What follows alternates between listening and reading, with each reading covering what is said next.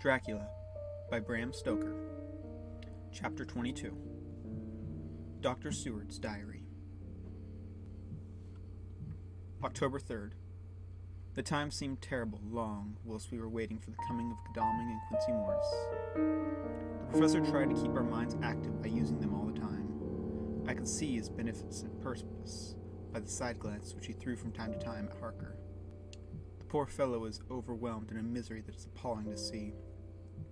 Last night he was a frank, happy-looking man with a strong, youthful face, full of energy and dark brown hair. Today he's a drawn, haggard old man, whose white hair matches well with the hollow, burning eyes and grief-written lines on his face. His energy is still intact. In fact, he's like a living flame. This may yet be his salvation, for if all go well, it will tide him over the despairing period. He will then, in a kind of way, wake up again to the realities of life. Poor fellow. I thought my own trouble was bad enough, but his... The professor knows this well enough, and is doing his best to keep his mind active. What he has been saying was, under circumstances, of absorbing interest. So well as I can remember, here it is. I have studied over and over again since they came into my hands all the papers relating to this monster, and the more I have studied, the greater seems the necessity to utterly stamp him out. All through there are signs of his advance, not only of his power, but his knowledge of it. As I learned from the researches of my friend Arminus of Budapest, he was in life a most wonderful man, soldier, statesman, and alchemist, which latter was the highest development of the science knowledge of his time. He had a mighty brain, a learning beyond compare, and a heart that knew no fear and no remorse. He dared even to attend the Scholomance, and there was no branch of knowledge of his time that he did not essay. Well, in him the brain power survived the physical death, though it would seem that memory was not all complete. In some faculties of mind he has been, and is, only a child, but he is growing. And some things that were childish at first are now of man's stature.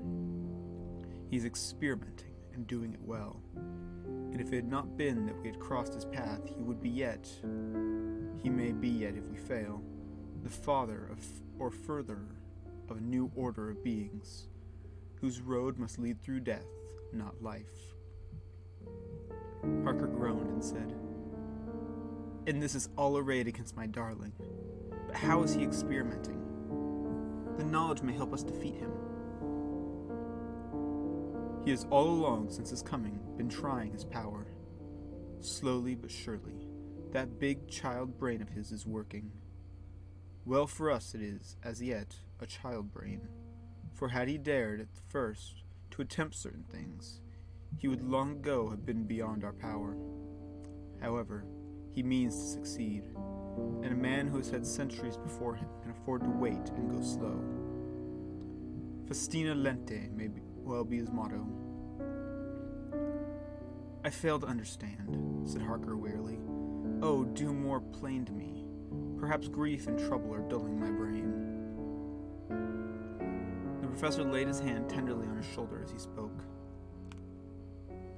"Ah, my child, I will be plain.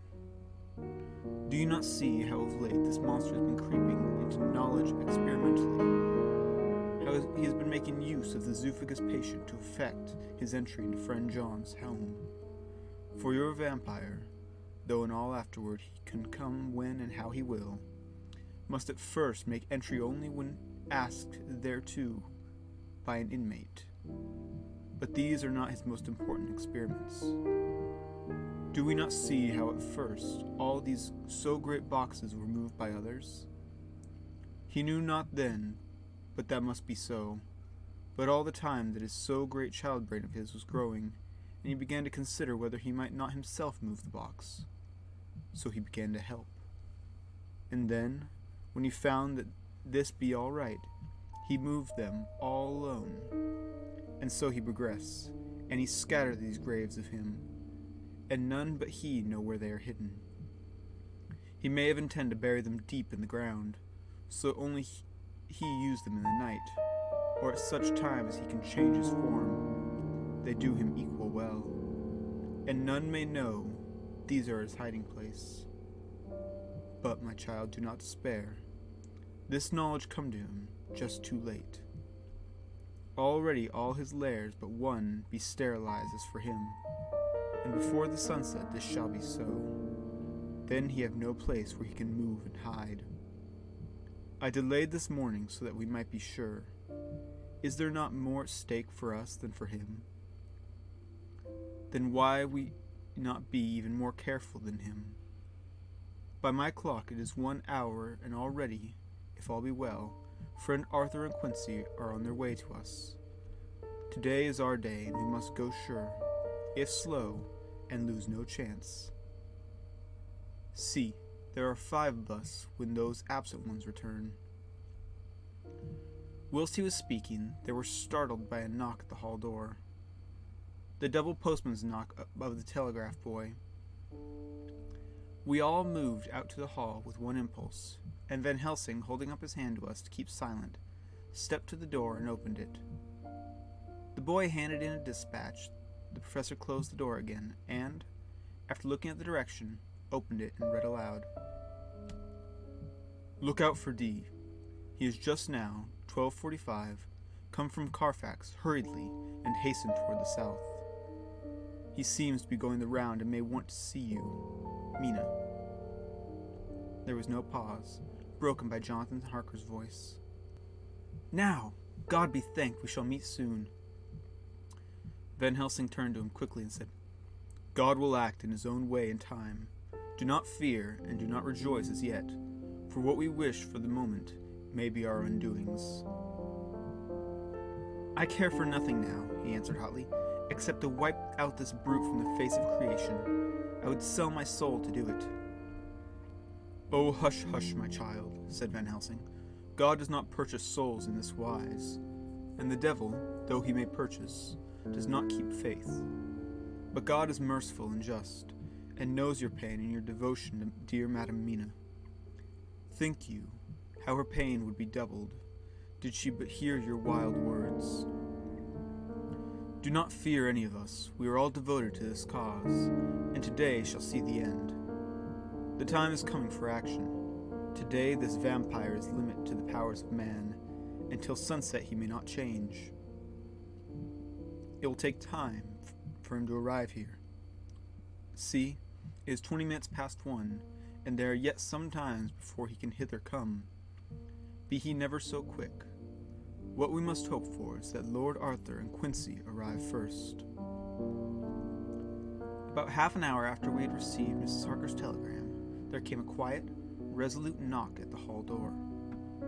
It was just an ordinary knock, such as given hourly by thousands of gentlemen, but it made the professor's heart and mine beat loudly. We looked at each other, and together moved out into the hall. We each held ready to our various arraignments, the spiritual in the left hand, the mortal in the right. Van Helsing pulled back the latch, and holding the door half open, stood back, having both hands ready for action. The gladness of our hearts must have shone upon our faces when on the step, close to the door, we saw Lord Godalming and Quincy Morris. They came in quickly and closed the door behind them, the former saying as they moved along the hall, It's all right, we found both places, 6 boxes in each, and we destroyed them all. Destroyed? Asked the professor. For him. We were silent a minute, and then Quincy said, There's nothing to do but to wait here. If somehow he doesn't turn up by 5 o'clock, we must start off, for it won't do to leave Mrs. Harker alone after sunset. He will be here before long now, said Van Helsing, who has been consulting his pocketbook. Nota bene, in Madam's telegram, he went south from Carfax, which means he went to cross the river, and he can only do so at the slack of tide, which should be of something before 1 o'clock. That he went south has a meaning for us. He is as yet only suspicious, and he went from Carfax first to a place where he would only suspect interference least. You must have been at Bermondsey only a short time before him. That he is not here already shows that he went to Mile End next. This took him some time, for he would then have to be carried over the river in some way. Believe me, my friends, we shall not have long to wait now. We should have ready some plan of attack, so that we may throw away no chance. Hush, there is no time now. Have all your arms, be ready. He held up a warning hand as he spoke, for we could all hear a key softly inserted in the lock of the hall door. I could not but admire, even at such a moment, the way in which dominant spirit asserted itself. In all our hunting parties and adventure in different parts of the world, Quincy Morris had always been the one to arrange the plan of action, and Arthur and I had been accustomed to obey him implicitly. Now the old habit seemed to be renewed instinctively. With a swift glance round the room, he at once laid out our plan of attack, and without speaking a word, with a gesture, placed us each in position. Van Helsing, Harker, and I were just behind the door, so that when it opened, the professor could guard it, whilst we two stepped between the incomer and the door. Godalming, behind Quincy, in front, stood just out of sight, ready to move in front of the window. We waited in a suspense that made the seconds pass with nightmare slowness. The slow, careful steps came along the hall. The Count was evidently prepared for some surprise. At least he feared it. Suddenly, with a single bound, he leaped into the room, winning a way past us before any of us could raise a hand to stay him.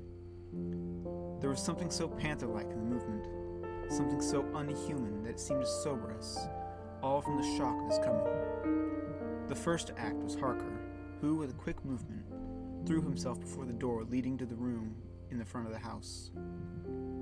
As the Count saw us, a horrible sort of snarl passed over his face, showing the eye teeth long and pointed.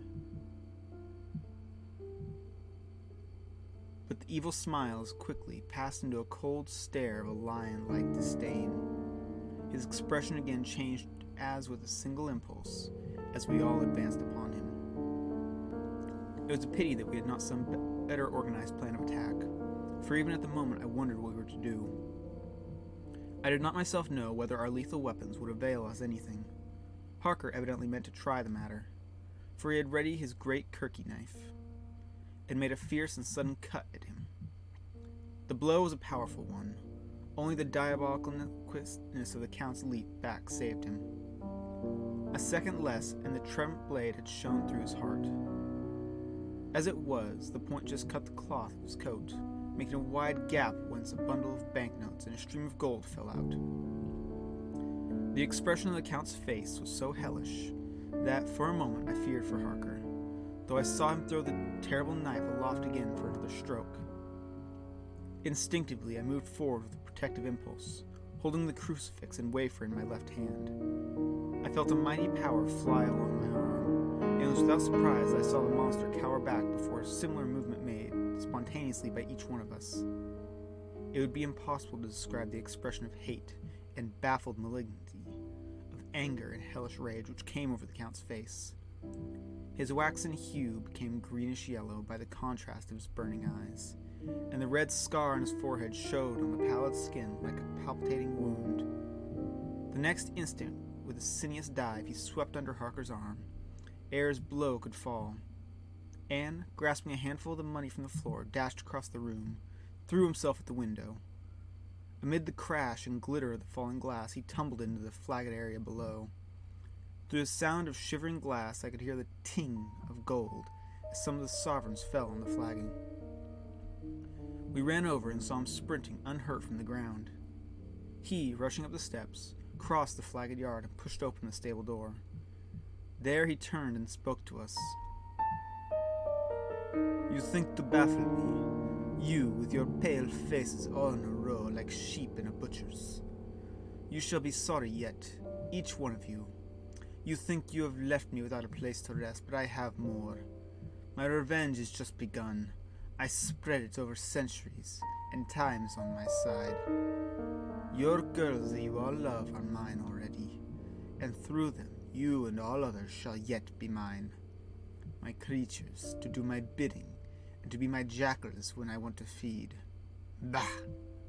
With a contemptuous sneer, he passed quickly through the door, and we heard the rusty bolt creak as he fastened it behind him.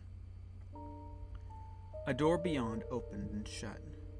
The first of us to speak was the professor, as, realizing the difficulty of following him through the stable, we moved toward the hall. "We have learned something, much. Notwithstanding his brave words, he fears us. He fear time, he fear want. If for naught, why he hurries so? His very tone betray him, or my ears deceive. Why take that money? You follow quick. You are hunters of wild beasts and understand it so. For me, I make sure that nothing here may be of use to him, if so that he return." As he spoke, he put the money remaining into his pocket, took the title deeds in the bundle, as Harker had left them, and swept the remaining things in the open fireplace, where he set a fire with them with a match. Godalming and Morris had rushed out into the yard, and Harker had lowered himself from the window to follow the Count. He had, however, bolted the stable door, and by the time they had forced it open, there was no sign of him. Van Helsing and I tried to make inquiry at the back of the house, but the mews was deserted, and no one had seen him depart. As it was now late in the afternoon, and sunset was not far off, we had to recognize that our game was up. With heavy hearts, we agreed with the professor when he said, "Let us go back to Madame Mina. Poor, poor dear Madame Mina. All we can do now is done, and we can there, at least, protect her. But we need not despair. There is but one more earth box, and we must try to find it. When that is done, all may yet be well." I could see that he spoke as bravely as he could afford to comfort Harker. The poor fellow was quite broken down. Now and again he gave a low groan which he could not suppress.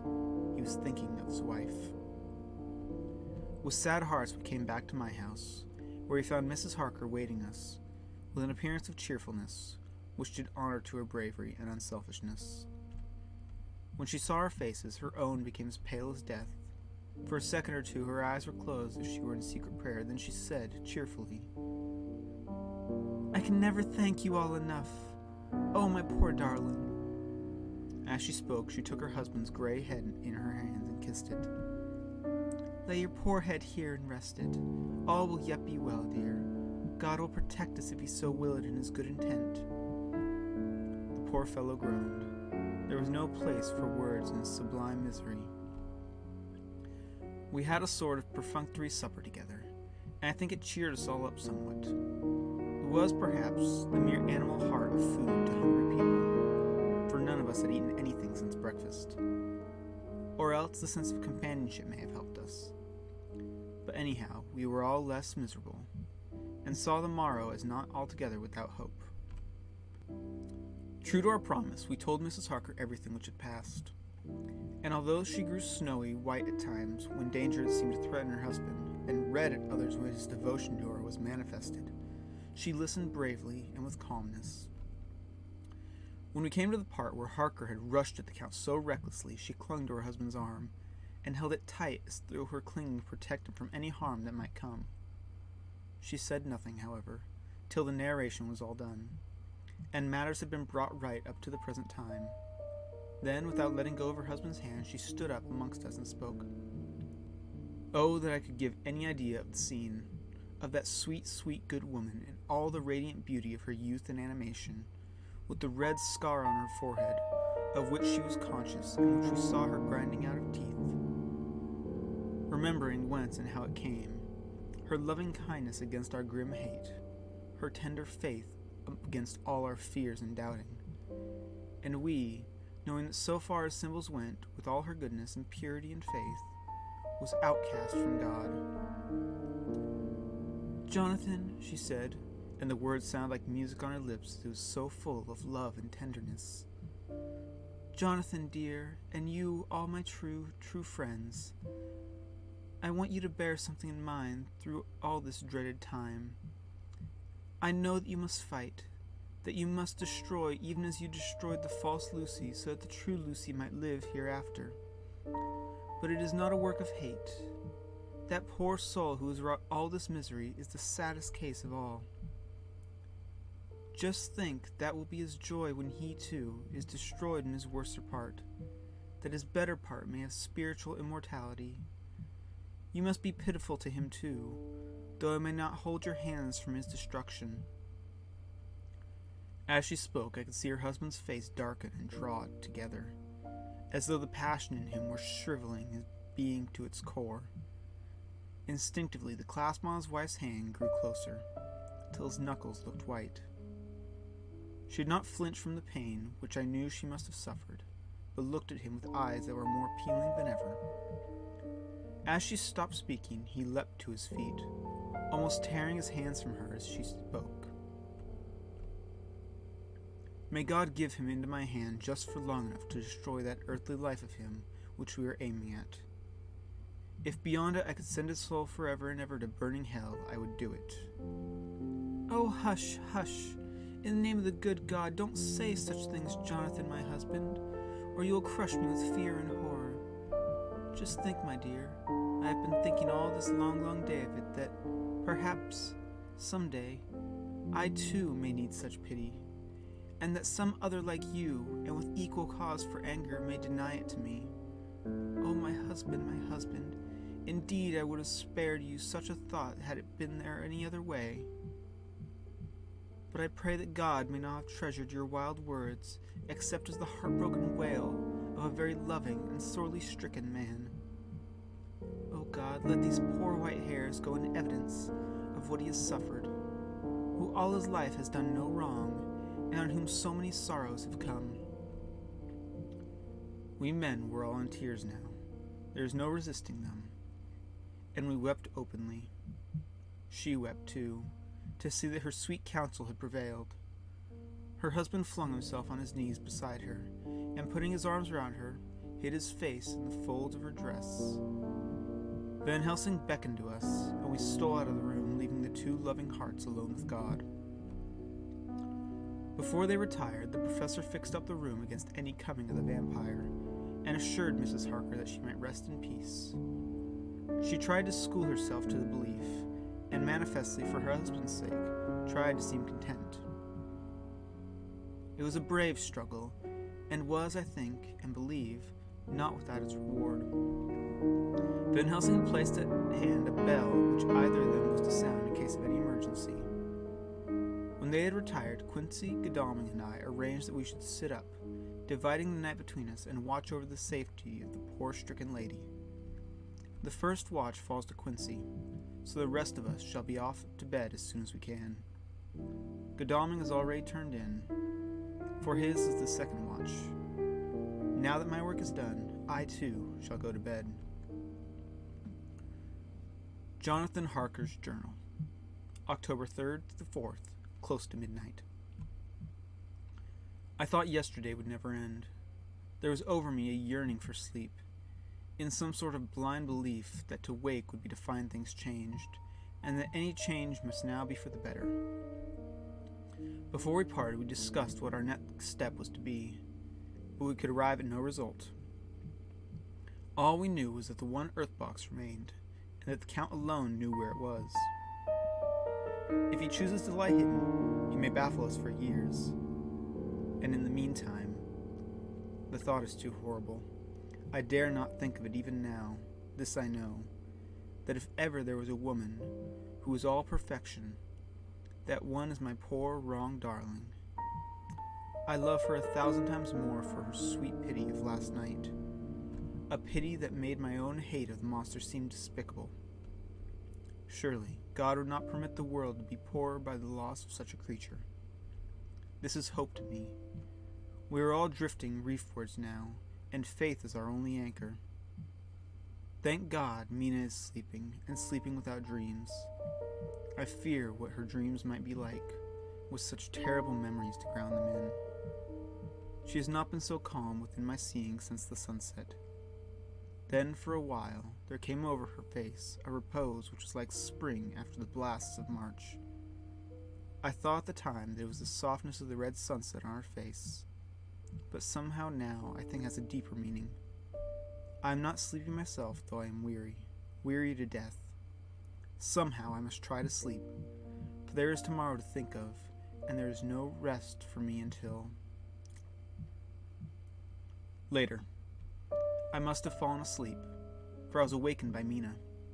who was sitting up in bed with a startled look on her face. I could see easily, for we did not leave the room in darkness. She had placed a warning hand over my mouth, and now she whispered in my ear,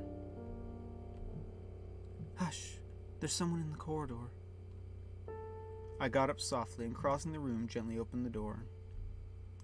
Just outside, stretched on a mattress, lay Mr. Morris, wide awake. He raised a warning hand for silence as he whispered to me, "Hush, go back to bed. It's all right.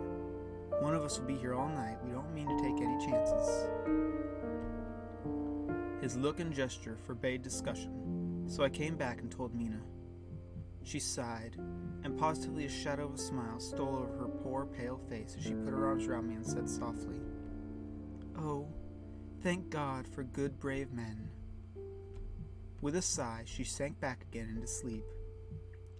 I write this now as I am not sleepy, though I must try again. October 4th, morning. Once again during the night I was wakened by Mina.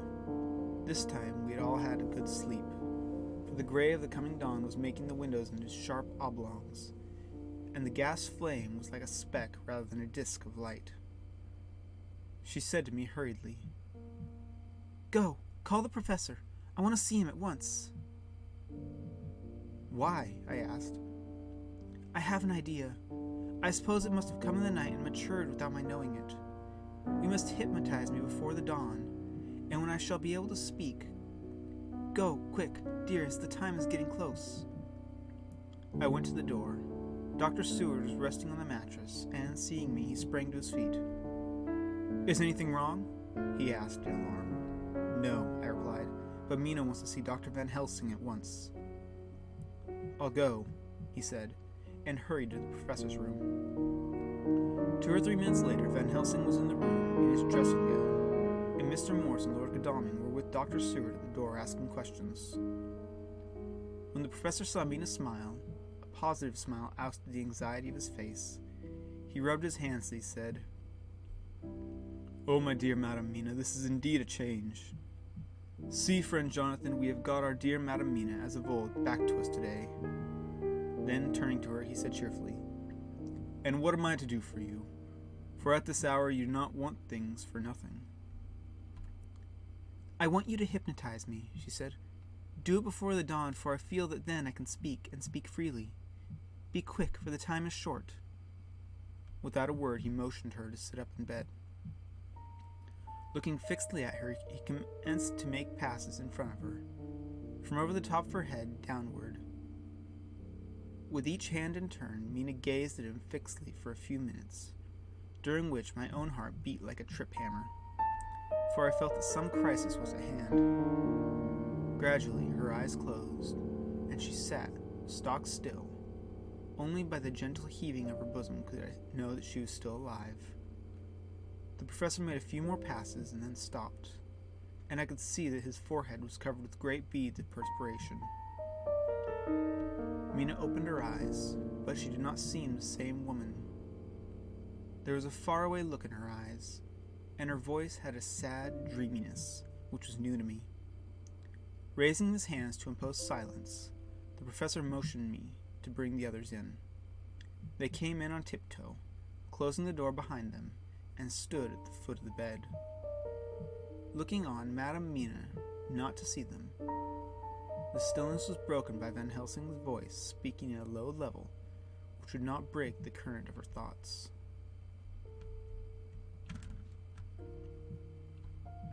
"Where are you?" The answer came in a neutral way. "I do not know. Sleep has no place to call its own." For several minutes there was silence. Mina sat rigid, and the professor stood staring her fixedly. The rest of us hardly dared to breathe. The room was growing lighter. Without taking his eyes from Mina's face, Dr. Van Helsing motioned to me to pull up the blind. I did so, and the day seemed just upon us. A red streak shot up, with a rosy light, seemed to diffuse itself through the room. On the instant, the professor spoke again. "Where are you now?" The answer came dreamily, but without intention. It were as though she were interpreting something. I have heard her use the same tone when reading her shorthand notes. I do not know. It is all strange to me. What do you see? I can see nothing. It's dark. All dark. What do you hear? I could detect the strain in the professor's patient voice. The lapping of water. It's gurgling by, and little waves leap. I can hear them on the outside. Then you are on a ship. We all looked at each other, trying to glean something from each other. We were afraid to think. The answer came quick. Oh, yes.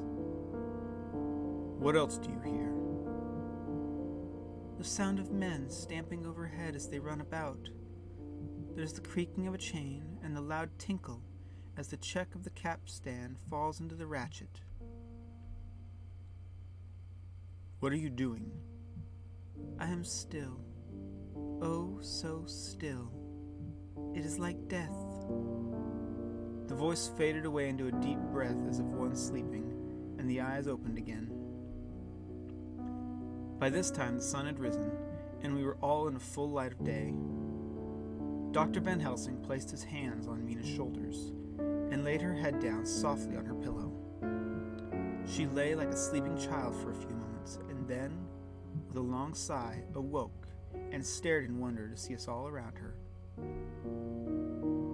Have I been talking in my sleep? Was all she said. She seemed, however, to know the situation without telling, though she was eager to know what she had told. The professor repeated the conversation, and she said, Then there's not a moment to lose. It may not yet be too late. Mr. Morris and Lord Godalming started for the door, but the professor's calm voice called them back. Stay, my friends. That ship, wherever it was weighing anchor whilst she spoke. There are many ships weighing anchor at the moment in your so great port of London. Which of them is that you seek? God be thanked that we have once again a clue, though whither it may lead us we know not. We have been blind somewhat, blind after the manner of men, since when we can look back and see what we might have seen looking forward, if we had been able to see what we might see.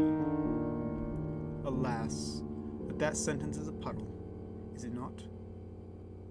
We can know now what was in the Count's mind when he seized that money, though Jonathan's so fierce knife put him in danger that even he dread. He meant escape. Hear me? Escape. He saw that with but one earthbox left and a pack of men following like dogs after a fox, this London was no place for him. He have take his last earthbox on board a ship, and he leave the land. He think to escape, but no, we follow him. Tally-ho, as friend Arthur would say when he put on his red frock.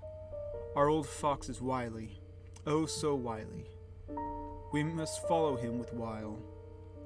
I too am wily, and I think his mind in a little while. In the meantime we may rest and in peace, for there are waters between us which he do not want to pass, and which he could not if he would, unless the ship were to touch the land, and then only at full or slack tide. See, and the sun just rose, and all day's sunset is to us. Let us take bath and dress, and have breakfast, which we all need, and which we can eat comfortably, since he be not in the same land with us. Mina looked at him appealingly as she asked, But why need we seek him further, when he has gone away from us? He took her hand and patted it as he replied, Ask me nothing as yet. When we have breakfast, then I answer all questions. He would say no more, and we separated to dress. After breakfast, Mina repeated his question. He looked at her gravely for a minute and then said sorrowfully, Because, dear, dear Madam Mina, now more than ever must we find him, even if we have to follow him to the jaws of hell. She grew paler as she asked faintly, Why? Because, he answered solemnly, he can live for centuries, and you are but mortal woman. Time is now to be dreaded, since once he put that mark upon your throat. I was just in time to catch her as she fell forward in a faint.